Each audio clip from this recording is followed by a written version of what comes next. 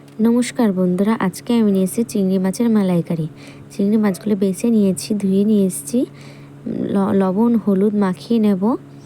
মাখানো হয়ে গেছে। এখানে আমার কড়াই বসিয়ে দেব, কড়াইয়ে তেল দিয়ে দেব।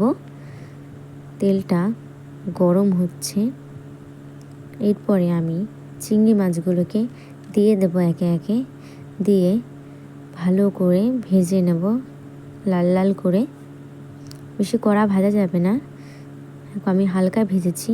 সেই তেলেই শুকনো লঙ্কা, তেজপাতা, জিরে দিয়ে দিয়েছি। জিরা গুঁড়ো, লঙ্কার গুঁড়ো, হলুদ, লবণ নিয়ে নিয়েছি এখানে আমি পরিমাণ মতন। রসুন আর পেঁয়াজ, লঙ্কা, জিরে পেস্ট করে নিয়েছি, ওগুলো দিয়ে দেব। দিয়ে নাড়াচাড়া করার পরে আমি এখানে মশলাটা দিয়ে দেব। দিয়ে নাড়াচাড়া করার পরে আমি এখানে দুধ দিয়ে দেব। দুধ দিয়ে নাড়াচাড়া করার পর মাছগুলোকে দিয়ে দেব। রেসিপি যারা যারা আমার চ্যানেলে নতুন, লাইক কমেন্ট সাবস্ক্রাইব করে দাও। নমস্কার বন্ধুরা।